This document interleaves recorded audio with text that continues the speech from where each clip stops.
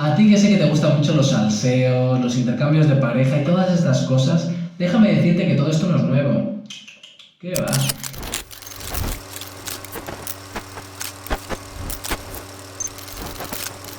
Si todo esto ya en el siglo XVI estaba inventadísimo, que nadie mejor que William Shakespeare supo describir lo que era el deseo sexual.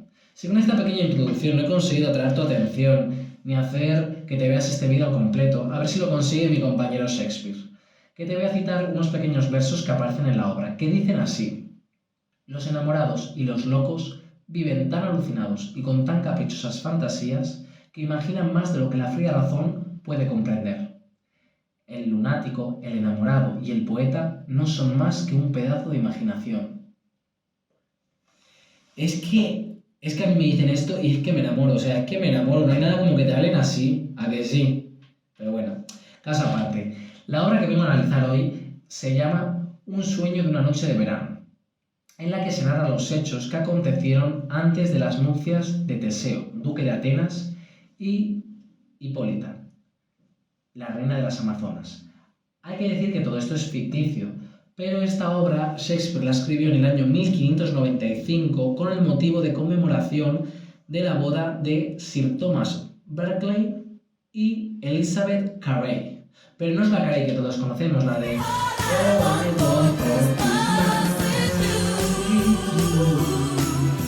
Madre mía, como la dice igual que cante. Pero bueno, caso aparte. Como siempre, vamos a contextualizar todo esto un poco. Vale, vamos a coger un poco de antecedentes esenciales. Hay que decir que Inglaterra se separó de lo que era la Iglesia de Roma y demás, ¿vale? Creando su doctrina religiosa cristiana, que derivada del catolicismo, conocida como el anglicanismo, fundada por el rey Enrique VIII. Y diréis, ¿para qué este señor creó otra religión? Pues básicamente porque este señor se quería divorciar de la española Catalina de Aragón. Y claro, eso no estaba bien visto en la religión de entonces. Y diréis, ¿y por qué se quería divorciar este señor? Pues porque él la veía a ella como culpable de que no le daba un hijo varón. Así que así empezó esta religión. Tócate. Pero bueno, luego ya, a través de la ley de supremacía del año 1559, la reina Isabel I de Tudor recuperará el protestantismo en Inglaterra y bla bla bla bla bla bla bla bla bla. Pero bueno, hoy vengo a hablaros de lo que es el teatro isabelino. Vale. El teatro isabelino abarca el reinado de Isabel I de Tudor, que fue la quinta y última monarca de la dinastía Tudor. Hay que decir que esto abarca entre el año 1558 hasta el año 1603. Y algo que todos los historiadores están de acuerdo es que tanto la corte y la nobleza de aquel momento impulsaron económicamente con grandes capitales a las compañías teatrales, y esto hizo que el teatro tuviera un desarrollo abismal, que se crearan edificaciones con el fin teatral de representar obras y demás. Aunque algo con lo que no todos los historiadores están de acuerdo es en cómo ubicar el periodo del teatro isabelino, debido a que muchos lo ubican, imaginaros lo importante que tuvo que ser William Shakespeare, de que lo ubican en lo que fue su obra, que lo ubican desde el año 1554 hasta el año 1614. O sea que imaginaros este señor lo que tuvo que influir en aquel momento a la cultura del país. Aunque muchos alargan este periodo hasta el año 1642 debido a que fue el año en el que se cerraron los teatros. Muchos teatros ingleses se cerraron debido al puritanismo de aquel momento. Sí, José.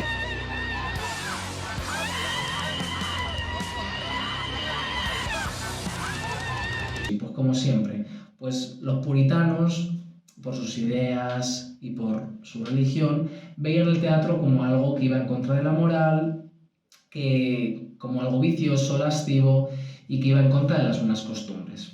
Pero bueno, como pasa siempre.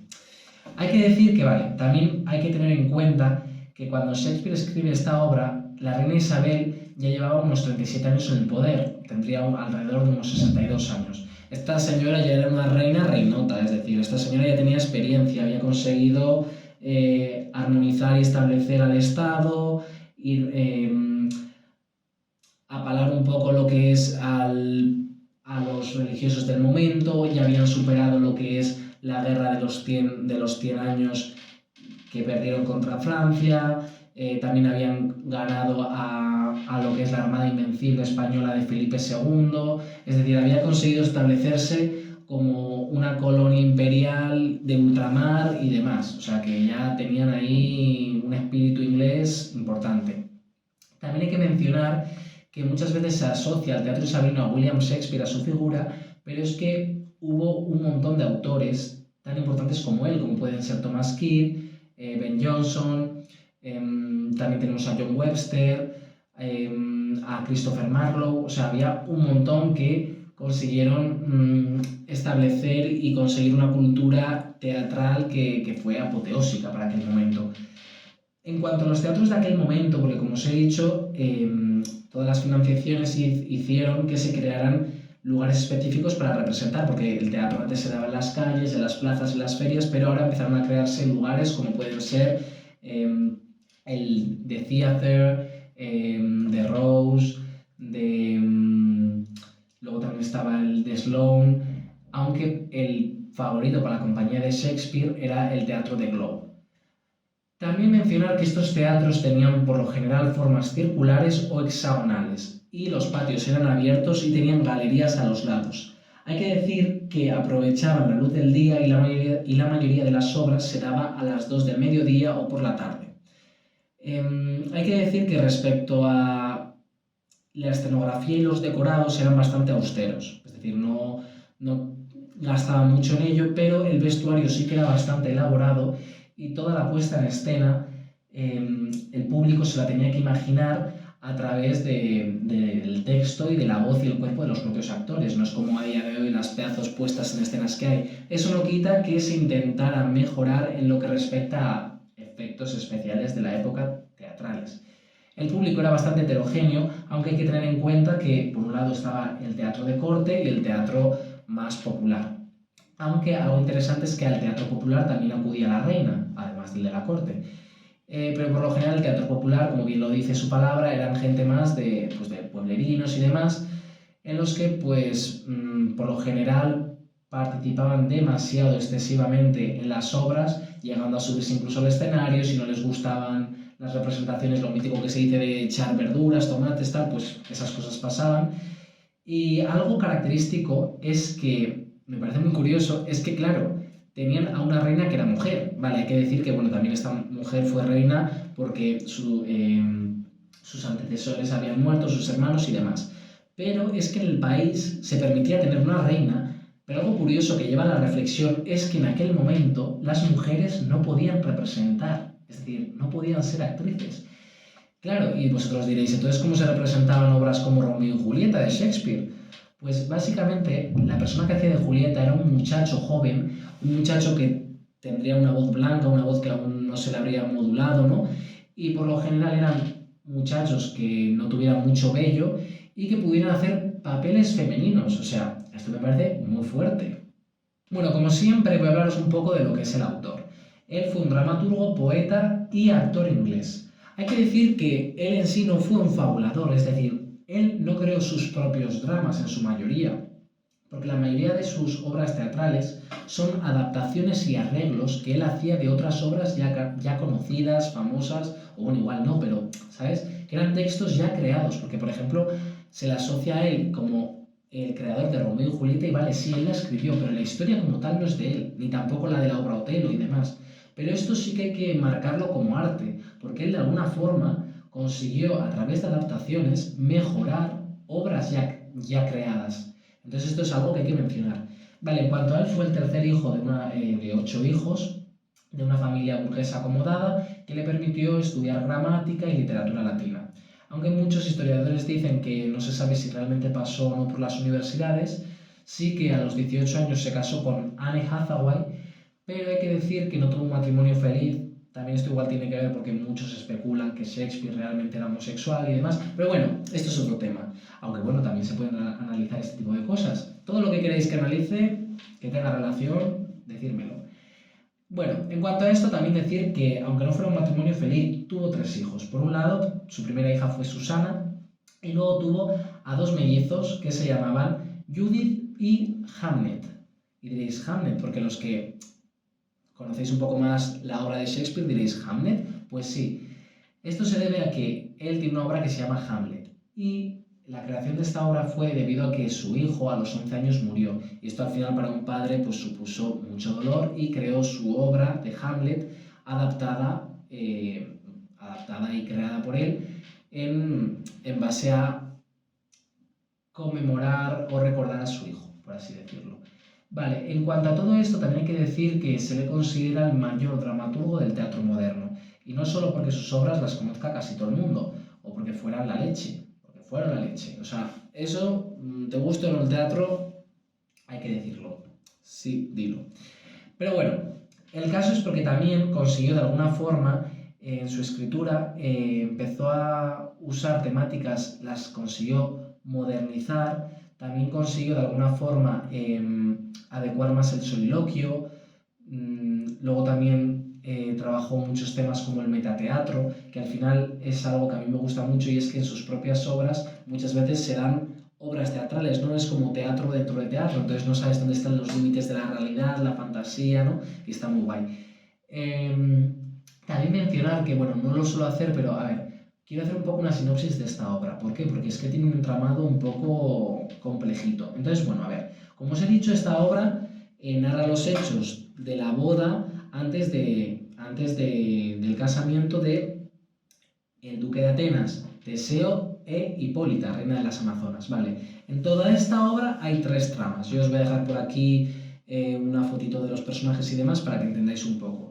Por un lado está la trama de los jóvenes enamorados, que son, por un lado está Hermia, que Hermia es la hija de Egeo, ¿vale? Hermia está completamente enamorada de Lisandro, pero su padre quiere que se case con Demetrio, ¿vale? ¿Qué es lo que pasa? Claro, en aquella época la mujer tal, no sé qué, tenía que hacer caso de lo que le dijera el padre, no sé qué. Vale, en aquel momento se supone que en Atenas había una ley ya que venía del pasado en la que el padre decidía con quién se iba a casar su hija. Y si su hija no obedecía, se le podría considerar, o sea, podría elegir o la muerte o no tener ninguna relación con nadie. Y Teseo, como no puede, el duque como de Atenas, como no puede cumplir esta ley ya creada de antes, le propone a Hermia que reflexione durante 4 días antes de la propia boda de él y que en esta reflexión tendrá que decidir si una de tres, o casarse con Demetrio o quedarse para siempre a dos velas, es decir, no volver a probar a un hombre en su vida, es decir, o Demetrio o ninguno, o la muerte. Pero no te dejamos otra elección. Con Demetrio. O perder la vida, o renunciar para siempre a la sociedad de los hombres. Por tanto, hermosa Hermia, consultad con vuestro corazón, considerad vuestra juventud, examinad vuestras inclinaciones, con objeto de saber si al no acceder a la voluntad de vuestro padre, podréis soportar el hábito de religiosa, encerrada en las sombras del claustro, y vivir vuestra vida de hermana estéril, entonando desmayados himnos a la yerta y árida luna. Pues ¿qué hace Hermia? Una chula. Hermia dice, ¿ah, sí? ¿Tú me dices esto? Pues yo me fugo con el Lisandro. Entonces, ella se lo cuenta a su mejor amiga, que es Helena, su mejor amiga de la infancia. Claro, Helena, ¿qué es lo que pasa con la Helena? Porque es que aquí hay un entramado, o sea, aquí hay un salseo bueno. Lo que pasa es que Helena está enamorada de Demetrio, a quien Demetrio en su principio había jurado su amor a Helena, pero es que luego se lo dio a Hermia. Entonces esto es como, wow, ¿sabes? Es como, por favor. Entonces, ¿qué es lo que pasa? Que le cuentan la fuga que van a tener Lisandro y Hermia a Helena. Entonces Helena dice, este es mi momento para hacer que Demetrio me quiera, para pasar tiempo con él. Ella no es que quiera traicionar a su amiga, sino que está tan enamorada que quiere intentar conseguir a Demetrio, ¿vale? Entonces, pues se crea este entramado. Luego tenemos otra trama que es la de unos cortesanos, por así decirlo. Bueno, más que cortesanos son realmente trabajadores de la propia Atenas, que realmente son mercaderes y demás, o sea, son un poco este rollo, panaderos, tejedores, tal, en los que quieren crear una obra teatral para la boda del duque de Teseo, porque es que al final la trama principal realmente como tal en sí es la boda que va a haber, que todas las tramas se crean a partir de esa, y quieren crear un espectáculo teatral para él. Y luego tenemos otra trama en la que es la trama en la que está el reino, mundo fantástico y real, que es en el bosque, que en un bosque alrededor de Atenas hay unas, por así decirlo, unas figuras fantasiosas, no sé, como unas hadas y demás en las que están Oberón, que es el rey de las hadas, y luego también tenemos a Titania, reina de las hadas, que están ahí como cabreados, luego también tenemos al duendecillo Pac, al séquito de las hadas, y hay un entramado en el que estos son los que crean de alguna forma el mensaje que tiene la obra, que es un sueño de una noche de verano, que no es un sueño por pura casualidad, y es que de alguna forma consiguen hacer que el amor tenga ese halo fantástico, mágico, onírico, de sueño, en el que va más allá de la realidad. Todo esto se consigue porque es como que hay un momento en el que Oberón, Oberón lo que pasa en su trama es que él quiere un paje que tiene Titania, básicamente. Y claro, ¿cómo lo va a conseguir? Pues él le propone a su duendecillo Pac que consiga una flor, que esta flor se ve que es como un bálsamo que tú te lo echas en los ojos, y la persona que está durmiendo, cuando se lo echas en los ojos, la primera persona viva que vea, o sea, persona o animal, que es que aquí hay luego un entramado gracioso, es la primera ser viviente que vea a esa persona, pues se va a enamorar de esa persona. Entonces es como que a partir de ahí se crea el entramado de los jóvenes, que si este se enamora de esta por el bálsamo que le ha echado, que si el duende se equivoca, y es una obra que se da en una estructura de 5 actos, en la que su estilo es impecablemente e indudablemente renacentista, que al final el Renacimiento alude a toda obra o arte que intenta renacer todo ese mundo grecolatino y demás.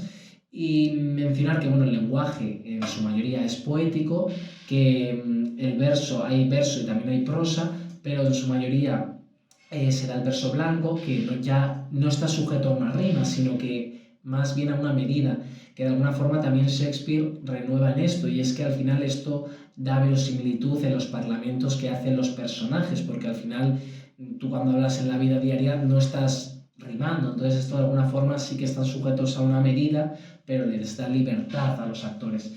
Y bueno, pues esta obra, yo tengo que decir que es una obra que tengo mucho cariño, que ya he leído alguna que otra vez, y quería hacer un análisis de esta obra porque, a ver, al final muchas veces también a Shakespeare se lo conoce por sus tragedias y demás. Y al final hay que decir que él también escribió dramas históricos y comedias, y es considerada Un sueño de una noche de verano, es considerada como su mejor comedia. También mencionar que, bueno, en cuanto al espacio y al tiempo, el espacio donde se desarrolla la obra, espacio escénico como tal, es en Atenas y en los bosques de alrededor.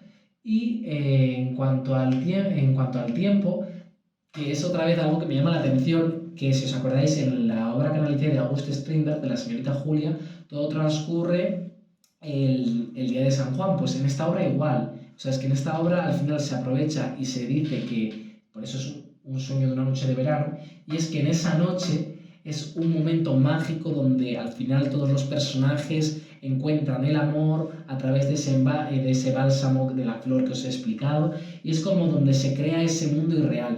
Yo tengo que decir que aunque muchos, no sé lo que dirán la mayoría de los críticos o profesionales, para mí de alguna forma, como puedo dar mi opinión subjetiva, de alguna forma también esta obra, que tiene temas como pues, el sueño, la realidad, la juventud, la locura, o incluso también tiene temas como cómo la naturaleza consigue arreglar problemas que van más allá de la propia realidad, ¿no? Como la naturaleza como ese ser divino y demás.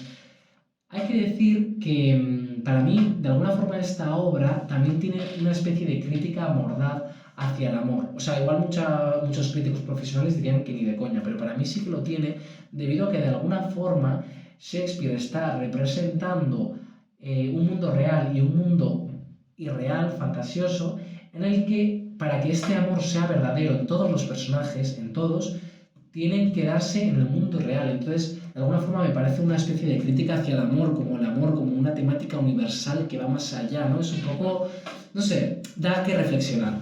Vale, pues deciros que esta obra sí que la aconsejo mucho que la leáis.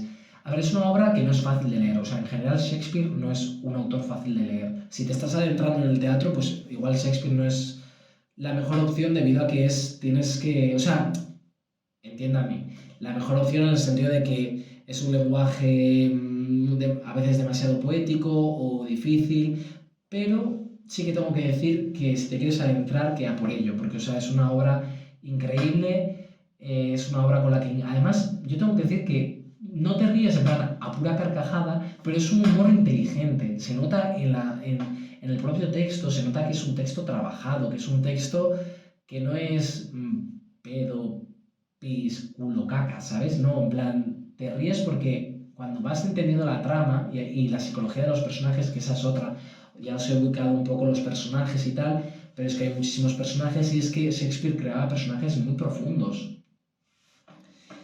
Y bueno, pues eso, tampoco tengo mucho más que añadir, así que espero que este análisis os haya gustado, que si de verdad queréis que analice alguna obra, decírmelo, y eso, queréis aprender un poco más de contexto, obras y de todo un poco. Así que muchas gracias por todo. Y bueno, eso, darle like, suscribiros y también ya de paso compartir, porque no es fácil hacer vídeos que vayan sobre teatro y además hacer que llegue a mucha gente, pero de alguna forma esta cuenta ha nacido, o sea, más que cuenta, canal, ha nacido con el objetivo de hacer que pues la gente se empiece a interesar un poco también por este ámbito, ¿no? Así que todo quien pueda verlo es bienvenido. Gracias.